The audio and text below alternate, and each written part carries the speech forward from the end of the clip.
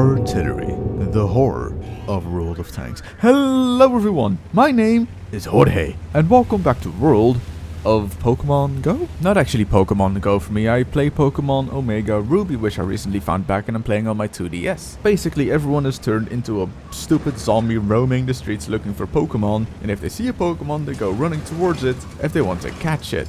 It's kind of scary to see. Even in Spain there were like a lot of people playing Pokemon Go not looking where they're walking. Speaking of Pokemon Go, Speaking of Spain, last week I came back from my almost 2-week holiday to, well, Spain, Malaga, or Fuengirola, or however you want to pronounce it, I don't know what it is.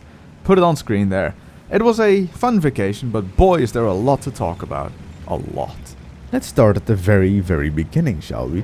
We had a late flight going out of Amsterdam. We would depart at about 7:15 in the evening, and then we'd arrive like 9:30 in Malaga, and then we'd have to drive down to Fuengirola. That's not that big of a deal. The thing is, every single airline I know has 2 rules. If you pay for it, you can have luggage in the belly of the plane, and with your ticket included comes hand luggage to take inside of the actual seating area of the plane. And you can take 1 piece of hand luggage with you.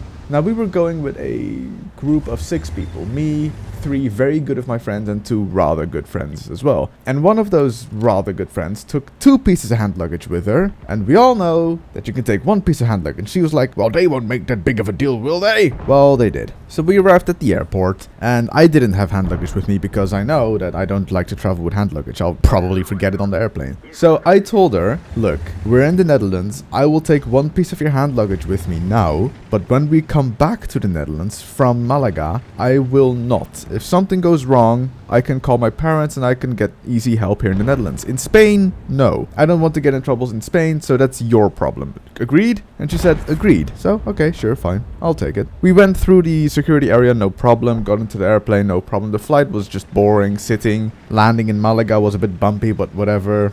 The bus trip to the hotel, sure, go for it. It was a rather simple first few days. And it was hot. We basically, the first 5-6 days, we just sat on the beach just baking like bacon. It was just an average of somewhere between 32 and 39 degrees Celsius on the beach. So everyone started burning like there's no tomorrow. I burned as well a bit on my shoulder. And while on holiday, we basically tell each other, look, we're not going to make any food. If possible, we're going to eat somewhere. And there were a lot, a lot of Italian restaurants. And of course, Spanish restaurants with the paella and tapas. A few Chinese restaurants, which was kind of weird. And a whole lot of Indian restaurants, which, to my not really surprise, are almost basically empty. Because who wants to eat hot food when it's 34 degrees Celsius at 7 p.m. in the evening? 7 p.m. in the evening. Yep, that is a bit double, isn't it? And the food wasn't really that big of an issue. We all paid our shares, whatever it was. It wasn't that expensive really, but meh.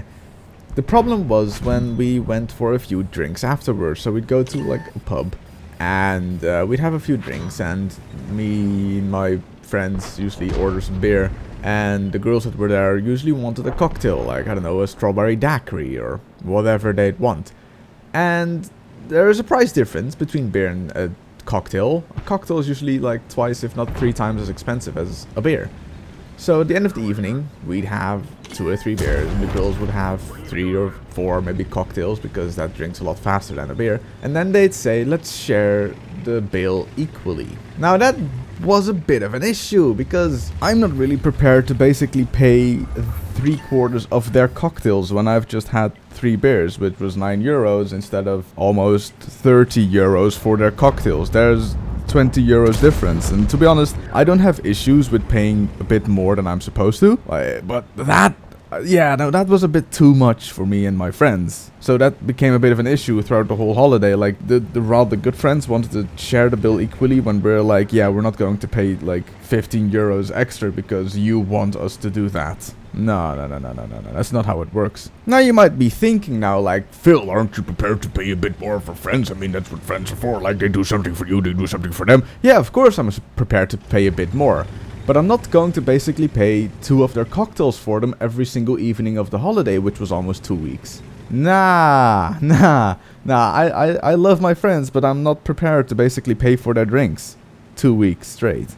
So that was a bit of an issue for like a couple of days, and then we sort of talked it out like, yeah, sure, we're prepared to pay a bit for your drinks, but you have to pay more because you drink more and you have more expensive drinks, so that makes sense if you would pay more for yourself. So yeah, that took us a bit to figure out. Always fun being on holiday, just being on your own with friends, like no one else to step in and make sure, you know, they would solve the situation. No, you have to solve it yourself. You're up there by yourself. It's you and your friends. Deal with it. Solve it. So we came to the conclusion it's probably a lot cheaper to buy some alcohol in the store and then have a few drinks in the hotel room and then go out and do whatever we'd want. And I'm not going to lie, the alcohol we had there was rather cheap. I'm not going to say what we had or how much it was, but it was rather cheap compared to the Netherlands. So, I did not have any sober nights. Remember, children, drink responsibly. I say this to children. Oh God, remember, children, don't drink. Remember, semi-adult people that are old enough to drink responsibly. And preferably not. It's bad for your health. Don't do what I do. Do as I say. Yeah, that totally fixed the situation. Well done, Phil. Yeah. So, where was I? Oh, God. Oh, yeah. I don't want to talk too much about this particular subject, but it's kind of weird to hear about the terrorist attack in France while having a beer in your hand. And it's kind of weird to hear about the coup in Turkey while having a vodka cola in your hand. And slightly drunk. Yeah, it's kind of weird. But yeah, that's all politics, and we're not going to talk about politics on this channel. If you ask me something about politics, I will ignore it in the comment section. So don't even try. Oh yeah, by the way, this is Simon playing his SU-100Y that he bought during the previous sale in the weekend for premium tanks, and this is his third game and he's playing with a 75% crew. Now why am I showing this particular replay of the SU-100Y? Well, multiple reasons. I did not have any replay saved on my computer that I could record at that point. And Simon was like, do you need a replay? And I'm like, yes, please. And the replay website was down, so I couldn't find any replays there. So, yeah. 25 fire trucks rolling down a hill. Whoop-de-whoop-de-whoop-de-whoop. Be distracted. Oh, yeah. Patch 9.15.1 came out yesterday, didn't it? Apparently the 113 got a massive HD buff to its armor as well. Some other changes. Mods are probably extremely broken still at this point. I'm pre-recording this, so whatever, I do what I want. Yeah, mods are probably very broken. I don't expect to have fun on Thursday without any of the mods I usually use. So, yay. Wait, today is Thursday. Oh God! Also, don't worry, I will continue my Spain story in the next replay. And something else that is might be a bit important for the future of my part of this channel. Probably a lot.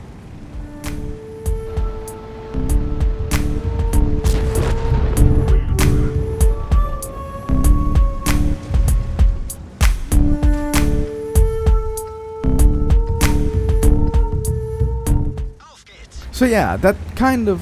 Where was I? What was I talking about? Who am I? Oh yeah. That kind of dispute over sharing the bill and who needs to pay what kind of caused a divide between two of my really good friends and the two of the rather good friends, because those rather good friends, we know each other well, but the group of friends, like the really good friends, don't hang out as much with the rather good friends as we'd want to. So we don't know really how to react to each other in situations where we're like really annoyed with each other or something really annoying happens. So that sort of caused a divide between two of my really good friends and the two rather good friends. I know this is kind of confusing, but shh, only tears know. And this all happened on like the second or third day, so we still had a solid 8 days to go with this divide happening. So I sort of became the spokesperson for the two groups while on holiday, where I'm supposed to relax and do nothing. Instead, I have to make sure that no massive fights happen. Yeah, that's sort of where the holiday started going downhill for me. And so, because of that divide, we didn't, go out together a lot, because those really two good friends didn't want to go, if those rather two good friends wanted to go. So, the group of 6 people sort of broke up between 2 and 4 or 4 and 2. I know I'll make a diagram on screen what exactly is happening. At least at this point the diagram should have already happened, so you should really kind of more understand while I'm trying to explain in warble language. But hey, I still at least try to enjoy the beach. And I did. The waves were quite high one day, so that was like a case of you have to constantly either dive or jump over the waves, but if the wave like breaks over, you have to dive underneath it. And that was kind of fun, and it completely exhausted me, because without knowing, you like sit in the water for like 3 hours straight, just diving underneath waves or jumping over waves, and those waves were like high. If you're standing in the water at like hip height, those waves would crash over you, at least a meter over you. So that was kind of fun. I really enjoyed it. That was fun. Made me forget about all the shenanigans I'm having to deal with. And around the 6th day, we decided to go to the zoo in Fuengirola. And that zoo, if you know this channel longer than 2 days, you know that I've had a really bad experience with a zoo here in the Netherlands, where we'd go on a company trip to the zoo at night and we'd see all the animals sleeping. Turns out, at night there's no light, so you see nothing. Yeah, I'll leave a link to that video in the description. It's got The Good, the Bad and the Zoo, being the zoo the ugly part. And one of my good friends, also is a colleague, also went to that zoo thing at night, so we were both a bit skeptical of going to the a bit hesitant of going to the zoo. Turns out this zoo is amazing. It is so nicely put together. It is such a pretty zoo. If I can find pictures, I'll put them on screen. It's just so... Oh man, if the Netherlands had this zoo, I'd go there every single year. It was such a good looking zoo. It wasn't a big zoo, I have to say that. Within 2.5 to 3 hours you'd be done with the zoo. You'd be completely walked through it. But it was such a good looking zoo. Every single exhibit had like a lot of scenery put into it and a lot of work in making it look pretty and good for the animals. It was just so absolutely beautiful. And then you have the shitty zoos in the Netherlands, and they're like, well, here's a square with an animal in it. Yay! Needless to say, that small zoo in Fuengirola made me gain faith in zoos again. A bit. In different countries. Not the Netherlands. No, bad boo. And of course, while in Spain, there was the finale of the European Cup football between Portugal and France. I have to say, there were quite a lot of Portuguese people where we were, because the moment Portugal won, the streets suddenly filled with people with Portuguese flags and just cars that wouldn't stop honking with Portuguese flags hanging out the windows. It was quite interesting to see, because I have never really been in a country where a lot of people celebrated a European and or World Cup victory. The Netherlands, we're so good at being second or third. Now, despite being on holiday, you'd think like, oh, you'd go out every single night, stay up till like 5 and then wake up at 12 and then go to the beach. No. No, I like my sleep while I'm on holiday. So I'd usually lay in bed at around 2, maybe 3 in the morning. And then wake up at around 11, have breakfast, go to the beach. But one of those good friends, not great friends, good friends, couldn't sleep the whole holiday. So she stayed awake until easily 9 AM, slept for 3 hours or less, and then came to the beach with us, and then complained that she was tired the whole day, and then she would stay awake all night, and then she would sleep for 2 hours, and then she would complain the next day that she was super tired. So, top tip, if you're going on holiday with friends, make sure that you know them, and that they're not weird, and or going to complain a lot, because that was kind of annoying. I'm not going to lie. And I'm especially not going to lie when I say that I've had multiple times this holiday where I just thought, put me on the plane back home and get it over with, because I'm there to relax and not having to deal with fights and arguments and people being annoying at each other because they can't sleep. More to come, trust me, it's going to be a lot more fun. But with the bad things come the good things. We found a very small burger joint that was like somewhere hidden in a street somewhere 4 streets away from the beach. You almost couldn't find it. You could only find it if you know where it was. And this burger joint had an American theme. Now, I didn't take a picture from inside. I can probably find it somewhere on the internet. Let me have a quick Google. And there it is. It doesn't look like much, and they had those sort of couches on the other side of the restaurant. You'd walk in, you think, well, this looks kind of, it is scenerized. Scenerized. I can invent words as well. It is made up to look like a small American diner, but the food they give you, Jesus! Oh man, I had a burger. It is the burger with the guacamole. Oh man, I couldn't eat for the next 12 hours. I was just so full, and I had to eat it all because it was so good. Oh man, those burgers. I want to go back. Yo, can someone pay for me a ticket to Malaga so I can go back, eat a burger, and then come back to the Netherlands? Just a day. Just eat burgers. Yo, who wants to come along? Eat burgers with me. Burgers. Burgers everywhere. Oh man, I'm running out of time. Basically, the next evening, we just go to a place where we'd gone before. A small restaurant next to the beach. And suddenly we noticed there are a lot of people on the boulevard. Like, a lot of people. Now remember, this was like 2 days after Nice, so we were kind of like, whoa, what's going on here, man? This is kind of weird. And suddenly we heard this massive explosion. And I'll show you why we heard this massive explosion. Dit was hem! Nee!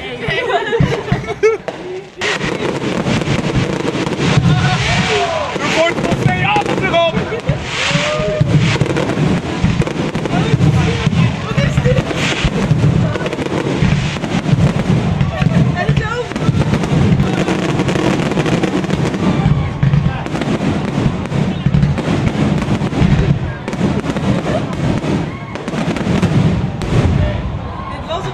Oh wow, that sound desynchronization was real. Anyway, it was a sort of celebration of the... I have to Google this because this is just something weird. Alright, something about a Holy Spirit and a good person. See, I don't know, it's in the description if you want to read it. I have no clue why exactly. So that was an interesting evening. And the next morning we were greeted by something different. I was laying on my bed, as you do in the morning, waking up. And I can hear the person above us taking a shower, which I didn't really notice the previous days because apparently there was no one in the apartment above us in the previous days. And then it started. Just the sound of a drop hitting a sheet. And then 2 drops hitting a sheet. And then the ceiling started leaking a lot as if it was raining inside. Yep, we had a leakage in our hotel room. So what is the first obvious thing you do? You shove all the things to the side, make sure there's nothing on the floor that's supposed to get wet, and you grab a pan. So we go to the reception and all like, well, it's apparently raining in our room. Help? And they're like, oh, we'll send people upstairs, we'll fix it. So okay, great, good job. They say they fixed it. The cleaning people come along, they mop up the floor, and on their way. Next morning, ceiling starts leaking again. Okay. Back to reception. Reception is like, oh, sorry, we'll fix it right away. Sure, same story as before. Cleaning people come in, clean it, they say they fixed it. Third day, ceiling starts leaking again. Again. The people that are supposed to fix it are like, oh yeah, we fixed it. We put a lot of like water absorbing stuff in there so it won't leak again. And we're like, oh, that's gotta be great. Anyway, they say they fixed it. Cleaning people come along, mop it up. The 4th morning, starts leaking again. So we're like, yeah, no, this is getting kind of really ridiculous because like we're gonna leave tomorrow. So yeah, thanks for having a leaking ceiling in our room. And they're like, oh, we'll fix it immediately. So the people that are supposed to fix it come to our room, look at the ceiling. I can honestly say they looked at the ceiling, said, ay, Dios mío, and walked out again. And we haven't seen them since. So that was an interesting experience. And then the last day comes along where we are at the airport. And remember how I said I wouldn't take the hand luggage of the girlfriend? Yeah. Now, she got mad at me because I didn't want to take it, and I told her, like, I'm not going to take it before the holiday started. So she is now still mad at me because we had an agreement. So was this an actual holiday for me? No, not really. I think I'll just go next year to Spain alone or something. And I sit on the beach and do nothing and eat food. That's my plan. Oh, and one last thing before I actually go. Yeah, I know, the game's over, whatever, I do what I want. We were in a bar, and there was sport on TV, as you have in a bar, and it was cricket, and cricket was coming to an end, and we didn't understand it. And then the next sport that came on, I can only describe as a hardcore tag. It's called kabaddi. I'll leave a link in the description and show you what it is. It is... it is weird. And while we look at the beautiful Abbey on, well, the map Abbey, I've got 2 small announcements to make. The first one about the Excelsior is I want to have the giveaway done by Sunday. Yeah, basically on Sunday I will release a video with the winners. I still have the codes somewhere, I hope. If not, I will make a video describing why I don't have the codes anymore. Anyway, the second announcement is that I will probably cut down on video time for a while. Now, I know this video is almost 22 minutes, and that is considered short in Jingles' time, and rather simple or longish in QB time, but I want to cut it down to 1 game per, well, a video now. because I've got some issues in my family that I have to deal with. This happened during my holiday, but I wasn't told of them, so I had to come back, and then I was just flooded in bad news on top of the bad news of my holiday being rather meh. So yeah, I've got no idea how long this will take.